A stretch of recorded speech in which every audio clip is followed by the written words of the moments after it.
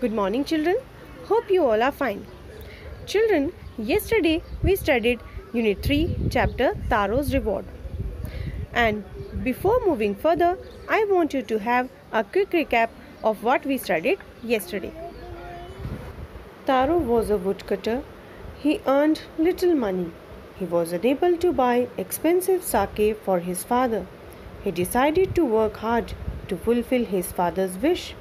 One day, while cutting the wood, he heard the sound of water. Children, yesterday I left you at a point in the story when Taro saw a waterfall. He tried to drink the water, but it was not water.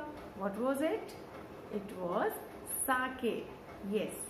Let's see what happened in the story next. Was it water or was it sake? He tasted it again and again, and always it was the delicious sake instead of cold water. Taro quickly filled the pitcher he had with him and hurried home. The old man was delighted with the sake. After only one swallow of the liquid, he stopped shivering and did a little dance in the middle of the floor. Underline the word pitcher, that means sport. Then underline delighted, that means very happy. Underline shivering, that means trembling. When Taro reached home, he gave that sake to his father. And his father, when he drank it, he just started dancing with joy. That afternoon, a neighbor stopped by for a visit.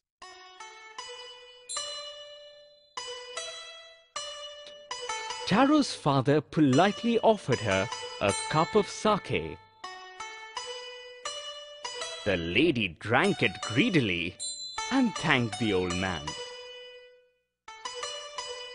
Then Taro told her the story of the magic waterfall. Thanking them for the delicious drink, she left in a hurry. By nightfall, she had spread the story throughout the whole village. That evening, there was a long procession of visitors to the woodcutter's house. Each man heard the story of the waterfall and took a sip of the sake. In less than an hour, the pitcher was empty.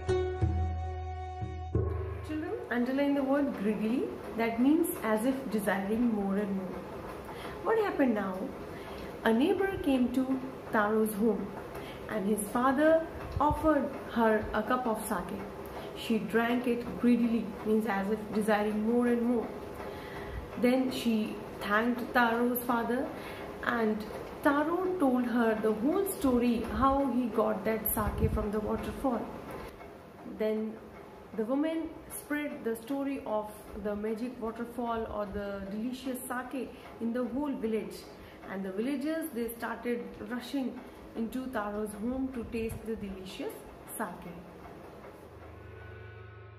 Next morning, Taro started for work even earlier than the morning before.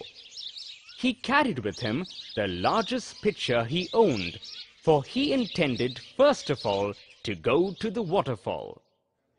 When he reached it, he found to his great surprise all his neighbors there.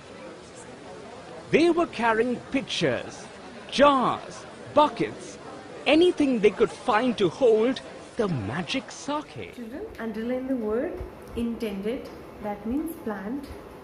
Then underline owned, that means possessed.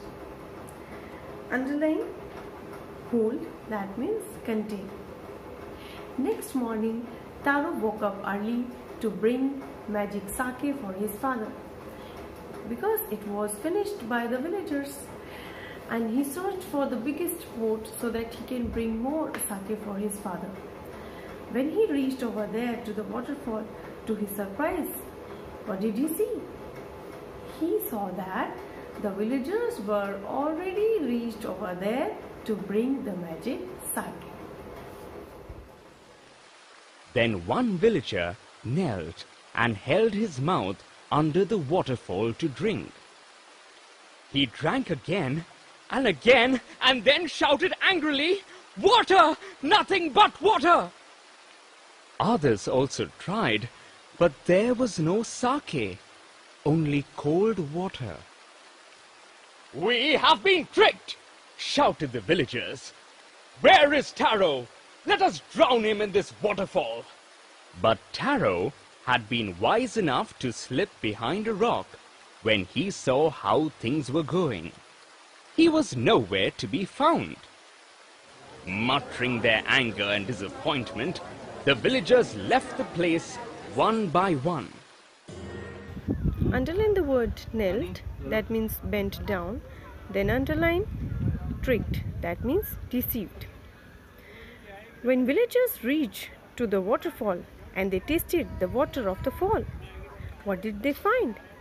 They found plain water. It was not sake. So they became very angry.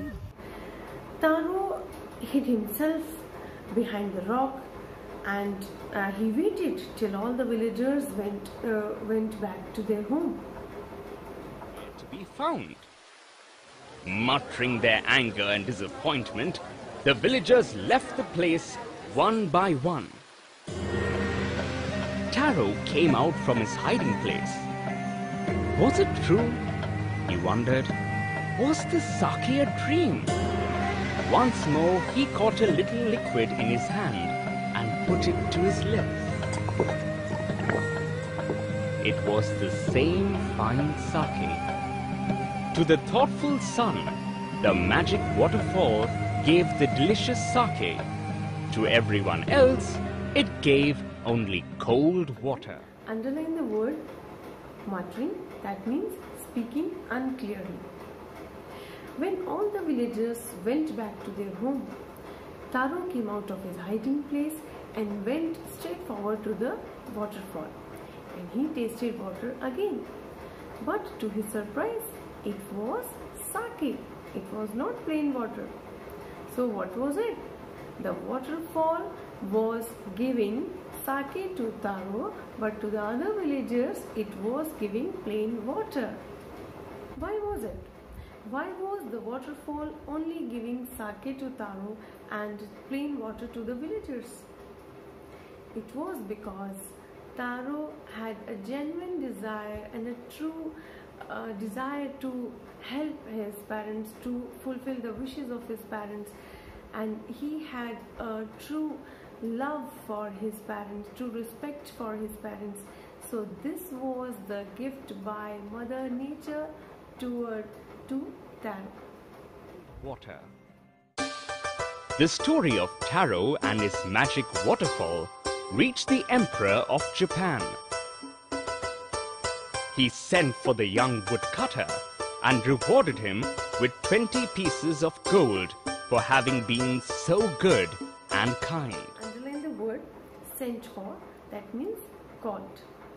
Now the story of Taro's love and respect for his parents, his care for his parents reached the Emperor of Japan, and he awarded Taro with 20 pieces of gold to encourage him and to encourage other children to respect their parents, to love their parents, to care for their parents. Kind. Then he named the most beautiful fountain in the city after Taro. This, said the emperor, was to encourage all children to honor and obey their parents. What lesson do we learn from the story? That we should love our parents, we should respect our parents, we should take care of our parents. Then God also feels happy and He blesses us with peace and happiness in life. Children, that is all about the chapter. In the next session, we will discuss the book exercise and the question answers of the same chapter. Till then, bye-bye and take care.